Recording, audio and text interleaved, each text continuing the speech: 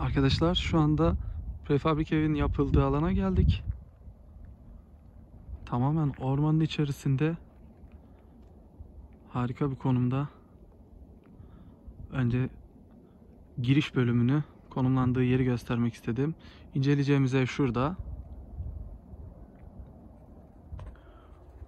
Bu evin size bütün ayrıntılarını, maliyetiyle birlikte ne kadar sürdüğünü, aklınıza gelebilecek birçok soruyu cevaplayacak şekilde inceleyeceğiz arkadaşlar. Merhaba arkadaşlar. Bugünkü konumuz son zamanlarda pandemi koşullarıyla birlikte trend haline gelen doğaya kaçma, kendi halinde yaşama isteği sonucunda oluşan prefabrik evleri inceleyeceğiz arkadaşlar. Bu evlerin son zamanlarda güzel bir talep görme durumu söz konusu. İnsanlar kafasını dinlemek için şehrin dışına kaçıp bir yerden bir arsa alıp prefabrik ev yapma trendinde şu anda.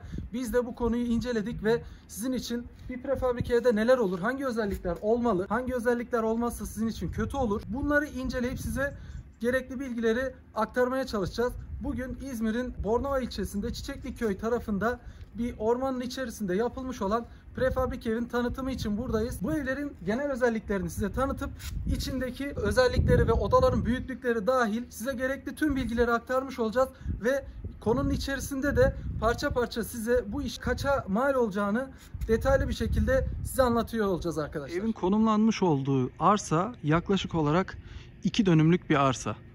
Şöyle etrafını göstereyim. 2 dönümlük bir arsanın içerisinde 3 tane ev konumlanmış durumda. Bu tarafta müştemilat, işte jeneratör, elektrik, su bağlantılarının yapıldığı ve işletildiği bölüm yer alıyor. Diğer tarafta, evin arka tarafında, ileride göstereceğim şimdi, bu evlerin ortakça toplanıp işte barbekü falan yapabilecekleri yer olacak arkadaşlar. Şimdi evimizin etrafına bir bakalım. Burası evin ön tarafı. Gayet geniş bir verandası var. Balkon veranda karışımı. Yerden yaklaşık 1-1,5 metre kadar yüksekte, ki bu önemli. Daha sonrasında evin içerisine böcek girme veya su girme, nem girme gibi hususların engellenmesi için bu hususa dikkat etmeniz gerekiyor arkadaşlar. Evin yerden 1-1,5 metre kadar yüksek olması gerekiyor.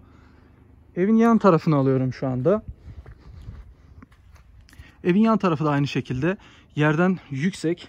Kenarları sağlam bir malzemeyle kaplanmış durumda.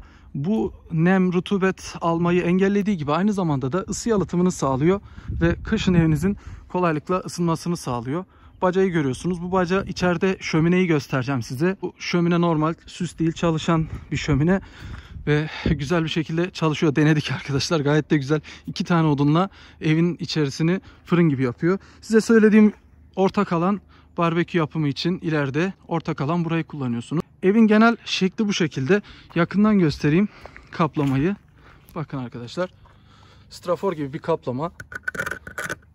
Tamamen dayanıklı ve yalıtım malzemesi içeriyor. Kenarda işte çatı saçakları falan var.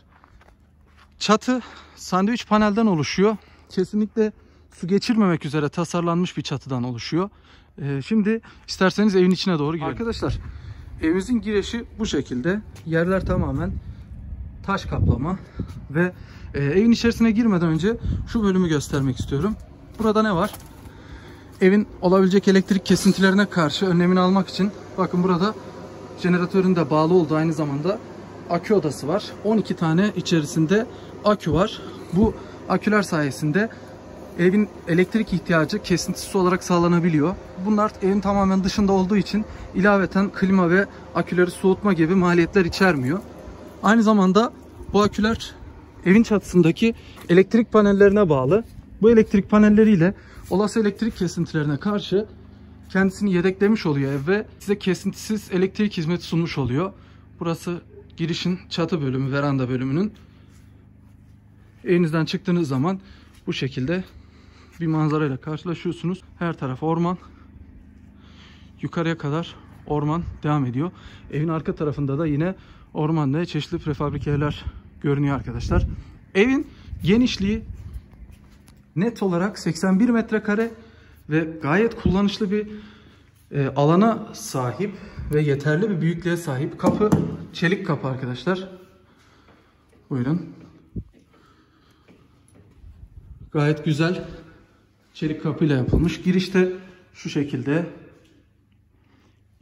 güzel bir görünüm var. Renk uyumu var. Beyaz ve haki, açık hakinin birbiriyle uyumu söz konusu. Burası salon arkadaşlar. Girişte hemen mutfak dolabı, tezgahınız filan, her şeyiniz burada. Güzel, kaliteli mobilyalardan yapılmış gözüküyor. Pencereniz yine verandaya bakıyor. Burası mutfağa ışık girmesini de sağlıyor. Aynı zamanda iş görürken tezgahınıza ışık girmesini sağlıyor. Çekmeceleriniz filan zaten stoplu çekmece. İttiğiniz zaman yavaşça kendisi kapanan türden buzdolabı bölümü. Ve evin salonu şöyle köşeden alayım, geniş olarak görünsün. Evin salonu bu şekilde arkadaşlar. Köşede dış tarafa doğru şömine yer alıyor. Zeminde granit taş var ve kaliteli bir taş. Aslında fiyatı da olan bir taş. Ama bu şekilde detaylı yapılması gayet güzel olmuş bence. Bakın şu şekilde harika bir taş görüntüsü var. Parlatılmış bir granit gibi görünüyor. Bu tarafınızda dışarıya görebileceğiniz alan ve işte prizdir, antendir, her türlü olana sağlanmış durumda. Burada müthiş bir şömine var arkadaşlar. En çok hoşuma giden yerin burası benim evin. Ve aktif olarak çalışıyor. Bizzat da denedik. 2 tane odun atıyorsunuz. Mis gibi. Evin içerisini çok güzel ısıtıyor arkadaşlar. Salondan diğer odalara geçiş bu şekilde. 3 kapı şeklinde, koridor yok. 2 odada da şu anda büyüklüğünü görebilmeniz için yatak da koyduk. Işıkları da açalım. Bakın arkadaşlar. Önce tuvalet banyo tarafına girelim. Gayet şık bir şekilde tasarlanmış. Yine zeminler parlatılmış granitle kaplı. Bu granitler bilmiyorum, benim hoşuma gitti. Çünkü eve böyle bir kalite izlenim veriyor. Prefabrikeden ziyade normal yaşayabileceğiniz içerisinde bir ev alanı oluşturuyor. Buralarda yine stoplu olacak şekilde. Çamaşır makinesi, koyma yeri. Bakın arkadaşlar. Gayet güzel. Her taraf parlak granitle yukarıya kadar parlak granitle kaplanmış her taraf. Yine priziniz falan var burada, kullanmalık. Lazım oluyor. Güzel spot led lambalar. Şık bir şekilde oturtulmuş. Karartılmış camlı duşakabininiz. Ve bunun içerisinde çift akışlı duşakabin tasarlanmış. Üst taraftaki geniş ağızlı yağmur stili. Yine burası da granit kaplı. Alt tarafta da bu şekilde gider yeri. Burada normal klozetiniz. Şu şekilde duvarları gösterelim. Bu da banyonun diğer tarafı arkadaşlar. Bu şekilde tekrar alayım. Bunun gerisinde sağ tarafta bir oda, sol tarafta da bir oda var. Yani 2+1 diyebiliriz. Odaya giriyoruz. Odanın içerisi geniş sayılabilecek bir oda. Dışarıdaki giriş tarafını görüyorsunuz şuradan. Giriş bölgesini görüyor. Buyurun arkadaşlar. Burada da yine yatak odasında kullanmak için priz ve anten girişleri var. Antenlerin tesisatı yukarıya kaplı. Duvarlar arkadaşlar yalıtımlı malzemeden yapılmış. Kornişlerine kadar düşünülmüş evin. Yukarıda yine alçıpan süslemeler yapılmış evin içerisine. Yani klasik prefabriklerde olduğu gibi sıfır işçilikle yapılmıyor. Görüyorsunuz, kornişler de yapılmış. Bir priz de yatağınızın başında, işte telefon şarj etmek için, akşam kullanmak için. Arkadaşlar yatağın büyüklüğü 1.60'a 2 metre. Yani şu şekilde baktığınız zaman gayet, yani en büyük boy yatak. Çift kişilik en büyük boy yatak. Ve odanın içerisinde hala geniş boşluklar var. Şu şekilde yatak odasını çekelim. Yukarıda led aydınlatma. Basit bir lambayla geçiştirilmeyen güzel bir aydınlatma detayı. Kapılarımız filan beyaz kapı. Daha ferah bir ortam sağlıyor. Diğer odaya geçelim. Diğer odada aynı şekilde metrekare olarak aynı zaten. Yine başucunuzda bir tane priz. Bir de karşı tarafınızda bir tane priz ve anten takma yeri de var. Bu odanın da aynı şekilde led lambayla yapılmış ve kornişleri düşünülmüş şekilde. Pencereler kaliteli pimapenden yapılmış arkadaşlar. Açılırken de böyle hani kalitesini hissedebiliyorsunuz. Markasını da göstereyim.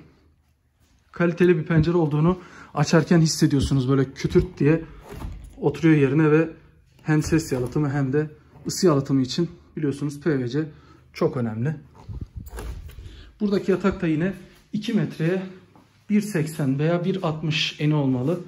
Bu yatakta gayet geniş bir şekilde sığmış ve yan taraflarında yine boşluklar var. Gayet rahat bir şekilde sığabileceğiniz bir ev ortamı olmuş. Ara panellerde sağlam bir malzeme. İçerideki renkler cappuccino tarzı renk olarak tasarlanmış. Evin genel değerlendirmesini yaparsak arkadaşlar bol miktarda priz var. Bakın sadece mutfakta şuraya bakın. 2 tane burada, bir tane yukarıda, bir tane burada, bir buzdolabının arkasında. Alabildiğine her yerde priz var. Neden? Lazım olacak bunlar günlük kullanımda. Eski evlerde bunları biraz bulmak zor oluyor. Priz sıkıntısı yaşanıyor. Yok 3'lüdür, 5'lidir. Bunlarla uğraşıyoruz. Bu sebeple güzel bir şekilde düşünülmüş. 2 tane de priz burada var. Bakın şurada. Alt tarafta gizli bir şekilde duruyor. Burası henüz elektriğe bağlanmadı. Hani şu prizlerden dolayı. Şuradan da 2 tane led lamba var. Tezgahta işinizi yaparken buraya da artı bir ışık sağlaması için 2 tane lamba konuşlandırılmış. Dolaplar bayağı derin arkadaşlar. Bolca malzeme konulabilecek cinsten. Şu şekilde dolapların da büyüklüğünü göstereyim. Bolca malzeme sığacak cinsten. Bunu bu şekilde hızlıca attığınız zaman stoplarla yine yavaşça kapanan türden kaliteli bir dolap tasarlanmış. Burası da diğer malzeme koymalık dolap bölümünüz. İçerisindeki genişliği göstereyim. Yani kolum neredeyse dirseğime kadar girdi. Bence genişliği yeterli gelecektir. Buzdolabı bölümü de burada belirtmiş olduğumuz gibi. Evin maliyeti aşağı yukarı, bakın sincap gidiyor bir tane. Doğal ortamda sincapı yakalayamadım. Bu evin maliyeti arkadaşlar toplamda 81 metrekare sandviç panelli, dışındaki özellikleri söyledik. Bazı fazladan özellikleri var. Toplamda 110 bin lira gibi bir maliyeti bulunuyor arkadaşlar. Bu şekilde bir düşünceniz varsa bence mantıklı bir işlem bu. Hani parasını karşılığı olan bir işlem. Şu şekilde evinizden çıktığınız anda bakın zeminde gayet hoş bir taşla kaplanmış. Geniş bir balkon alanınız, veranda alanınız bulunuyor. Burada gayet güzel kafa dinleyebileceğiniz bir ortam yapılmış. Alabildiğine orman, gün batışını seyredebileceğiniz bölümler. Tekrar göstereyim. Bakın arkadaşlar. Hani bu yalıtım sesi. Köşelerdeki işçiliğe bakabilirsiniz. Buralarda boşluk yok. Bazı videolarda izlerseniz çatı saçaklarında şu sarkık deniyor galiba şunlara. Bu sarkıkların olmadığından şikayet ediliyor. Su giderlerinin kaliteli yapılmadığından dolayı burada su kaçaklarının olduğu, üst taraftan nemlenme olduğu belirtiliyor. Bu ev bunun için sandviç panelle yapılmış ve önlemi alınmış. Zeminlerde yerden 1-1,5 metre kadar yüksekte olduğu için size ekstra rutubet ve böceklere karşı koruma sağlıyor. Bu tarafta da birleşim noktalarının işçiliğini görebilirsiniz arkadaşlar. Bu şekilde bir yatırım düşünleriniz varsa piyasayı tabii ki çok iyi araştırmanız gerekiyor. Ancak dileyene ben açıklamalarda linki de paylaşabilirim. Bu link ile iletişime geçip fiyat sorup güncel fiyatları alabilirsiniz. Dediğim gibi 81 net metrekarelik bir ev, şöminesi, işte granitleri, her şeyi, o elektrik teferruatlarıyla birlikte yaklaşık olarak 110 bin lira gibi bir maliyete ulaşıyor. Ancak şunu söyleyebilirim, gayet güzel ev yapmışlar. Benim hoşuma gitti arkadaşlar. İlgili firmanın iletişim bilgisini de bu şekilde paylaşıyorum. İber Prefabrik. Bu numaralardan kendilerine ulaşabilir, güncel fiyat alabilirsiniz.